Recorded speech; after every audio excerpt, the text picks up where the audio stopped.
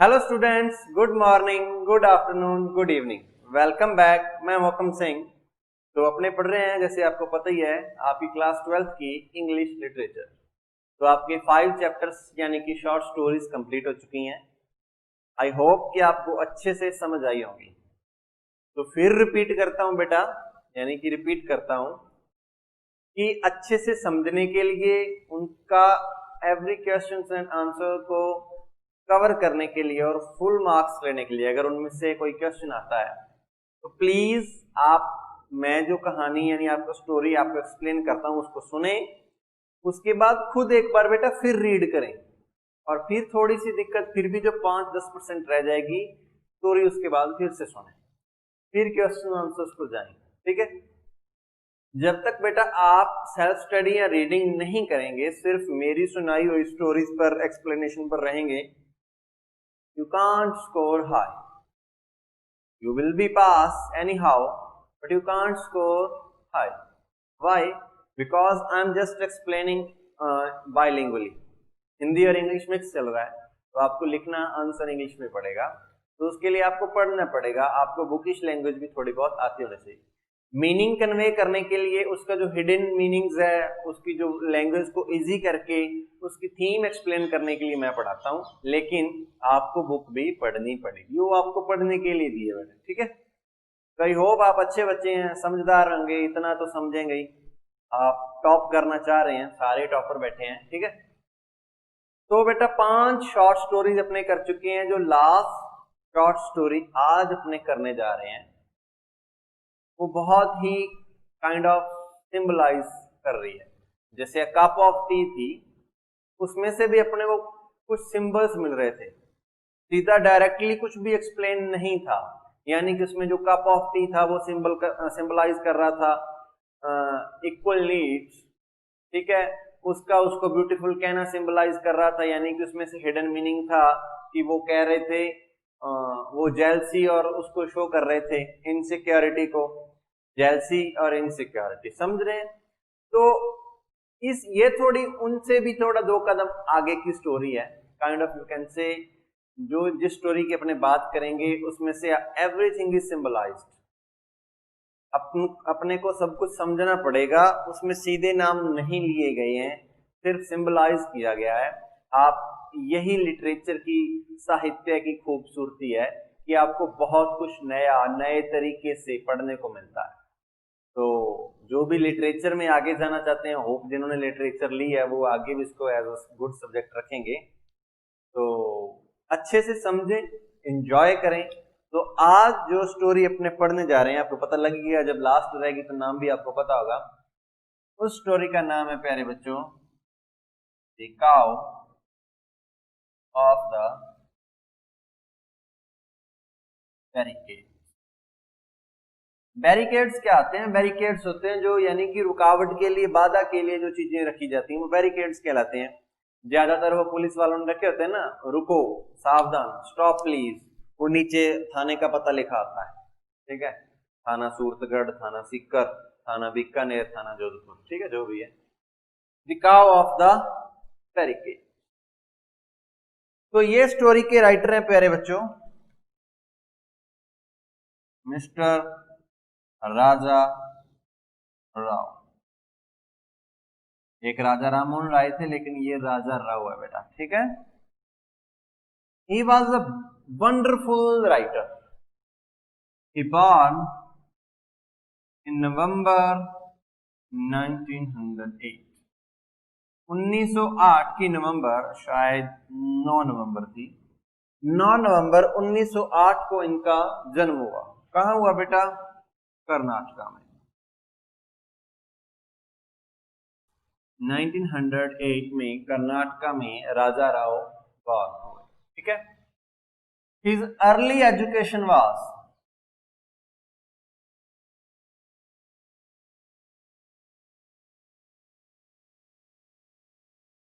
and higher education was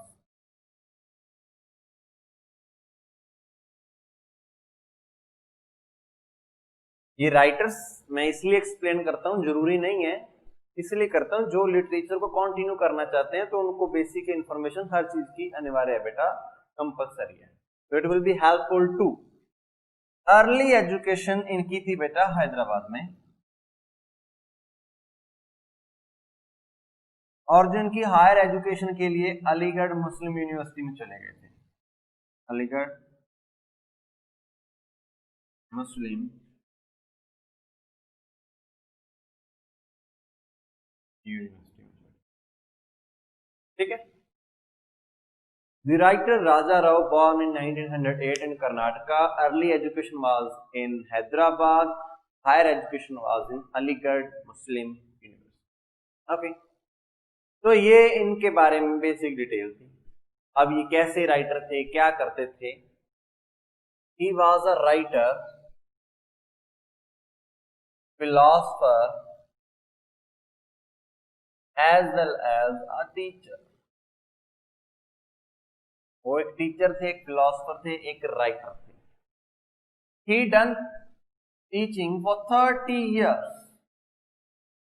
उन्होंने 30 साल के लिए, he did teaching for 30 years, 30 साल की टीचिंग की सॉरबॉर्न में।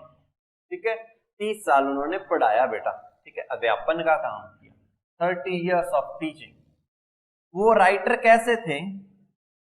उनका जो इंटरेस्ट था वो पॉलिटिकल चीजों के बारे में लिखते थे, यानी कि पॉलिटिक्स से रिलेटेड पॉलिटिकल चीजों के बारे में लिखते थे, या मेटाफिजिकल लिखते थे। यानी कि उनकी जो लिटरेरी फॉर्म जिनको वो कवर करते थे, या तो पॉलिटिकल रिलेटेड लिखते थे या मेटाफिजिकल रिलेटेड वो लिखते थे। पॉलिटिकल कैसा लिखते थे? देखो, उनका जन्म हुआ 1908 में, यानी कि Bharat, India was a colony of Britishers, अभी तक आजाद नहीं हुआ था, ब्रिटिशर्स के अंडर था। तो वो फ्रीडम फाइट से related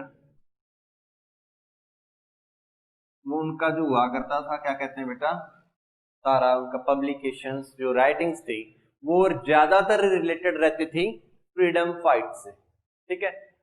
he used to influence people, influence natives, यानी कि जो यहाँ के जो लोग हैं बेटा, भारत के जो नेटिव्स कह लो, जो बिल्कुल यहीं के थे, उन नेटिव्स को इन्फ्लुएंस किया करता था अपनी राइटिंग्स के द्वारा फ्रीडम फाइट के लिए, कि अंग्रेजों के खिलाफ जूझो, अंग्रेजों के खिलाफ उठो, अपना हक मांगो। उसके लिए वो लोगों को इन्फ्लुएंस किया करता था आजादी की लड़ाई के लिए। Influence used to influence natives, freedom fight से संबंधित पॉलिटिकल वो राइटिंग्स उनकी हुआ करती थी। वो फेमस कैसे हुए? फेमस हुए, क्या हुआ, 1938 में उनका फर्स्ट नॉवेल आया। ठीक है, उसका नाम था प्यारे बच्चों कांतापुरा। इंग्लिश में से कांतापुरा बोलते हैं, हिंदी में से कांतापुर बोलते हैं।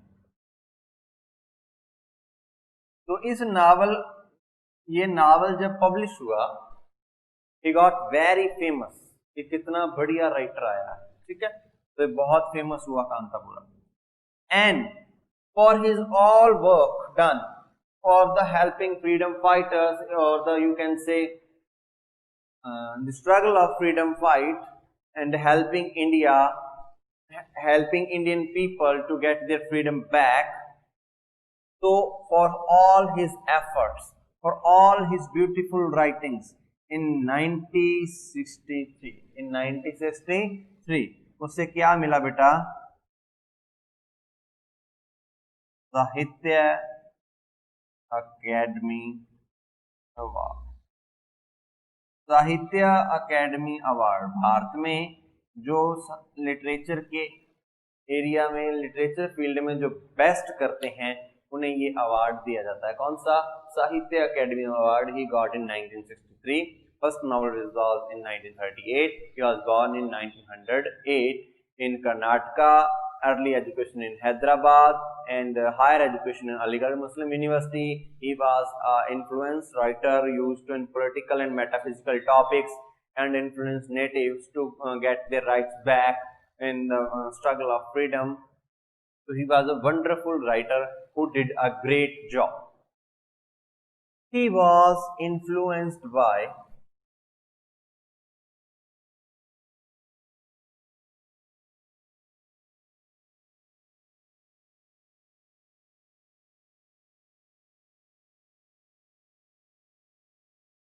मोहनदास करमचंद गांधी। तो वो मोहनदास करमचंद गांधी से बहुत ज्यादा इन्फ्लुएंस था। तो जो उनकी राइटिंग्स रहती थी राजा राव की, वो रहती थी नॉन वायलेंस पे। वो फ्रीडम फाइट के लिए, यानी कि फ्रीडम फाइट जरूरी नहीं लड़ना, फ्रीडम के लिए लड़ना, वो जूझना किसी भी तरह से हो सकता है। तो अपने हकों के लिए उनका जो वे ऑफ थिंकिंग था या जो अप्रोच थी अंग्रेजों से पीछा छुड़वाने की, तो वो अप्रोच थी बेटा नॉन वायलेंस। ठीक है, नॉन वायलेंस अप्रोच थी राजा राव की। He was influenced and motivated by Mohandas Karamchand Gandhi. He used to follow his footsteps. तो ये था राजा राव के बारे में। He was a teacher of 30 years, philosopher and writer. तो अब अपने चलते हैं बेटा स्टोरी पे, ध्यान से सुनना। It's a wonderful story. The many symbols in the story you have to understand. If you are really interested in literature, you will find it a beautiful piece of art. If not, then you can be bored, I think. I'll try my best to keep your interest in the story. Okay, let's continue. The Cow of Barricades. The Cow of the Barricades. This is a story about a cow and his master. This is a story about a cow and his master. काऊ कौन है बेटा? काऊ का नाम रखा गया story में, उसे कहते हैं गौरी। गौरी नाम की एक गाय है।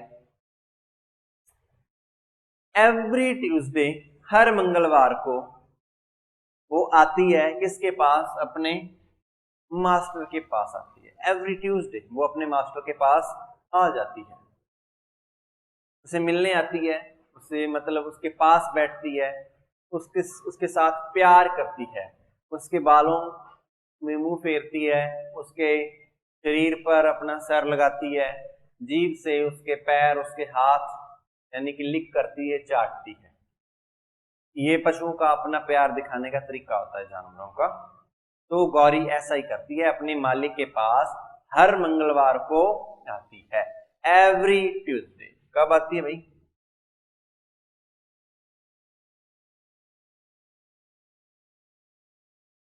Every Tuesday. ठीक है, तो जब वो हर मंगलवार को वहां आती है तो सिर्फ अपने मालिक से मिलती है। तो धीरे धीरे लोग और किसी दिन नहीं आती, सिर्फ ट्यूसडे आती है, बाकी दिन कभी वो दिखाई भी नहीं देती। People don't find that cow. उसके बाद क्या होता है कि लोग आते हैं, तरह तरह की खाने की चीजें उस गाय के लिए लेके आते हैं, बिकॉज वो एक तरह की उनके लिए रहस्यमयी गाय बन गई थी, जो कि समझ नहीं आता भी सिर्फ मंगलवार को आती थी, बाकी दिन नहीं आती थी, अपने मास्टर को ही मिलती थी, किसी और को नहीं मिलती थी। तो तरह तरह की खाने की चीजें लेके आने लग गए। कुछ लोग थे, जो व्यापारी वर्ग था, वो उसे अपनी लक्ष्मी देवी मानने लग गया था। जो बच्चे थे, स्टूडेंट थे, वो उसके सर पर हाथ फेरते और अपनी दुआ मांगते थे, 20 बार पेपरों में एग्जाम में पास करवा देना देवी। तो उनके लिए वो एक तरह का वो रहस्य है, वो जादुई चीज बन गई थी।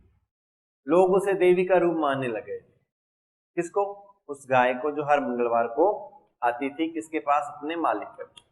लोग बहुत डिफरेंट तरह के पकवान लेकर आते थे, अलग अलग तरह की बहुत कीमती स्वादिष्ट खीर बना के कुछ ना कुछ लेके आते थे, लेकिन गाय उसकी तरफ देखती भी नहीं थी, मुंह भी नहीं लगाती थी।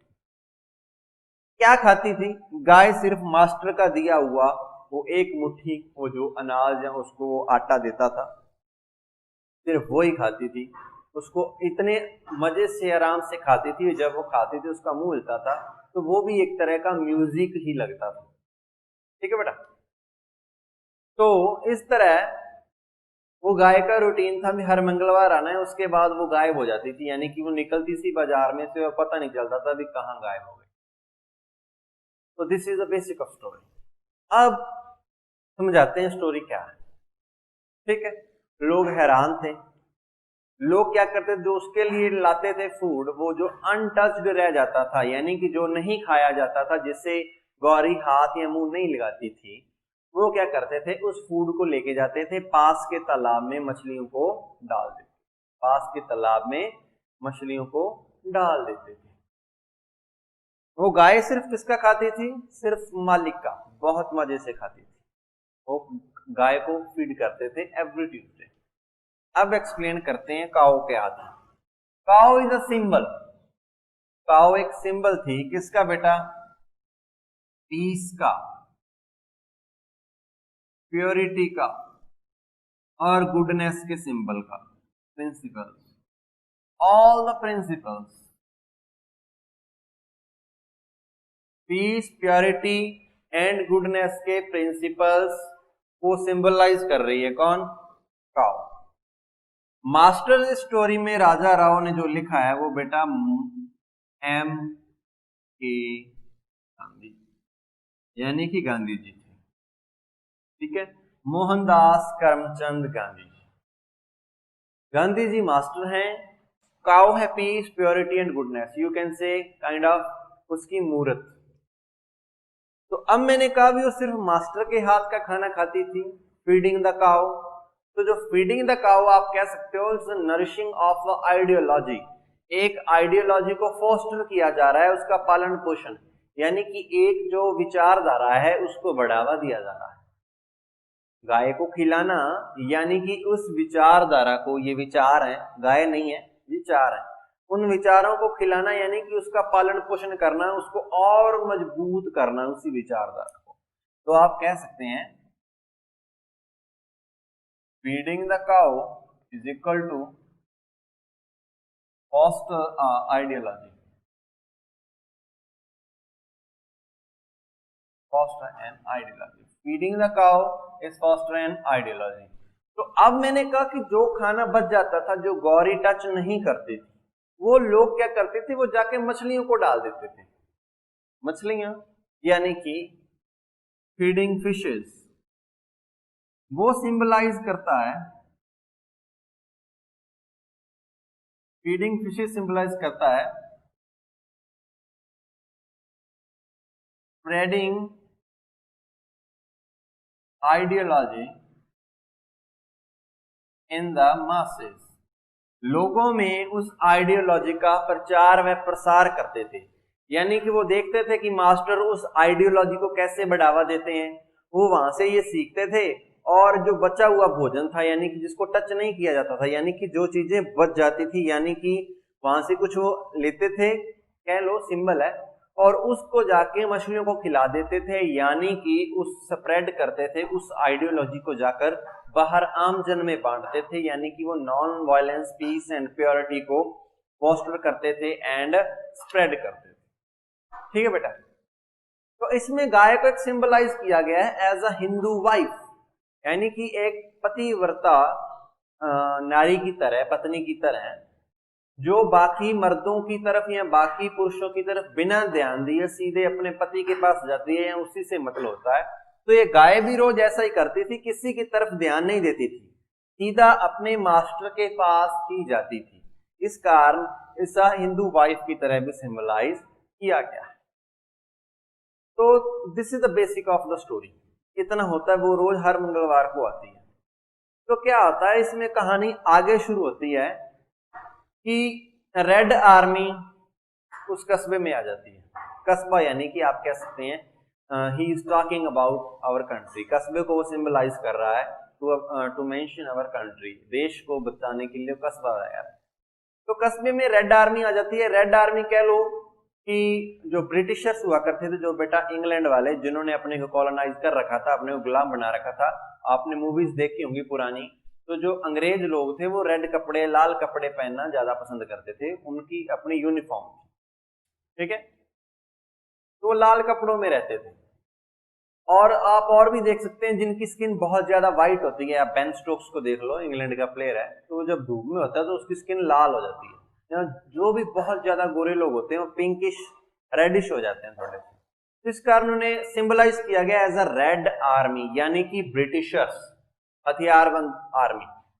तो रेड आर्मी बेटा जब टाउन को घेरती है, रेड आर्मी टाउन को घेरती है, तो जो वर्कमैन है यानी कि उसके काम करने वाले लोग, उस कस्बे के वर्कमैन यहां सिंबलाइज कर रहे हैं पीपल, लोग, आम लोग, ठीक है। या कह लो थोड़े से अग्रेसिव मानसिकता वाले, जो थोड़े अटैकिंग, दो थे ना, एक गर्म ख्यालों वाले थे और एक नरम ख्यालों वाले थे, तो वर्कमैन उनको सिंबलाइज कर रहा है। यानी कि वो जल्दी जल्दी वर्कमैन क्या करते हैं, कस्बे में चारों तरफ बैरिकेड्स लगा देते हैं, यानी कि वो रेड आर्मी घुस ना पाए और अपने कसिया फावड़ा लेकर जो भी उनके पास घरेलू एग्रीकल्चर इक्विपमेंट होते हैं उन्हें लेकर वो उनका मुकाबला करने चले जाते हैं। किनका? रेड आर्मी का। तो क्या होता है कि मास्टर कहता है कि बैरिकेड्स मत लगाओ। वो ऐसा इसलिए कहता है कि ये वर्कमैन होते हैं जो, वो क्या करते हैं, बैरिकेड्स तो लगा लेते हैं लेकिन इनका कोई आपस में हार्मनी, सामंजस्य नहीं है, उनको कुछ भी नहीं पता है क्या हो रहा है। यानी कि किसी ने अपनी गली में इधर लगा लिया, किसी ने अपनी गली में लगा लिया, किसी ने कहीं लगा लिया। There is a lack of leadership and unity in the workman, among the workman. उनके पास कोई भी लीडरशिप नहीं है, यानी उनको कोई गाइड कर सके, उनके पास कोई भी यूनिटी नहीं है, अपनी अपनी मर्जी से कर रहे हैं, लेकिन ये यूनाइटेड है। तो मास्टर कहता है कि आपको याद है लास्ट टाइम आपके साथ क्या हुआ था, यानी कि ही मेंशंस 1857 रेवोल्यूशन, 1857 की क्रांति, मंगल पांडे वाली। तो वहां हिंसा में कितने लोग मरे थे, तो वो कहता है हिंसा मत करो, नॉन वायलेंस को अपनाओ, यानी कि हथियार मत उठाओ, हथियार उठाओगे तो अपना भी नुकसान होगा। तो वो इन चीजों को मेंशन कर रहा है। रेड आर्मी और वर्कमैन आपस में फाइट के लिए तैयार हैं, लेकिन वर्कमैन को मास्टर कह रहा है कि नहीं। तो बैरिकेड्स पर वर्कमैन पहुंच जाते हैं, रेड आर्मी वहां अपनी पोजीशंस ले लेती हैं, they are ready to attack. तभी क्या होता है, गौरी वहां पहुंच जाती है, बैरिकेड्स के ऊपर खड़ी हो जाती है। अब लोगों को लगता है कि गौरी आ गई है, उनको लगता है ना ये देवी है, ये गॉडेस है, she is something divine creature और स्पिरिचुअल थिंग। तो उन्हें अब भरोसा हो जाता है कि अब हमें कुछ नहीं होगा, ये गौरी आई है और हम युद्ध जीत जाएंगे। तो वो वर्कमैन क्या होते हैं, अभी काफी सारे, उन्होंने हर किसी को काम पे लगा रखा होता है उस रेड आर्मी के खिलाफ, तो उनमें कोई यूनिटी नहीं होती, कोई हार्मनी नहीं होती। तो इसीलिए उनको गांधी जी कह लो, यहाँ वो मास्टर मना कर रहा होता है भाई ऐसा मत करो, नॉन वायलेंस को फॉलो करो। तो वो गाय होती है, वो काइंड ऑफ एक नॉन वायलेंस का भी सिंबलाइज है। तो वो गाय, वो काओ, वो गौरी, वो उन बैरिकेड्स पर खड़ी हो जाती है, तभी रेड आर्मी की तरफ से गोली चलती है, वो उस काओ के सर में लगती है, गाय के सर में लगती है और वो गौरी मर जाती है, गौरी मर जाती है, अपनी बलि दे देती है। यानी कि उन वर्कमैन के लिए, उन पीपल्स के लिए, आप कह लो सिंबलाइज गौरी हो सकता है मदर इंडिया को भी सिंबलाइज कर रही हो, यानी कि वो अपनी बलि दे देती है उन लोगों के लिए, वहां के जो नेटिव पीपल हैं उनके लिए अपनी बलि देती है। गोली उसके सर में लगती है, गौरी मर जाती है, लेकिन there is no single shade of blood, blood का एक भी कतरा बेटा वहां नहीं होता। यानी अपने मानते हैं ना, कोई लिविंग क्रीचर मरता है, यानी कि मेरे को कुछ लगे, घाव लगे, आपके लगे, किसी और के लगे, तो आपने फिल्मों में देखा है, तो जब किसी लिविंग क्रीचर के, कोई यानी कि जीवित प्राणी के कोई चोट लगती है, उसको मारा जाता है, तो क्या निकलता है, खून निकलता है। तो there was not a single shade of blood, एक भी कतरा ब्लड का नहीं था।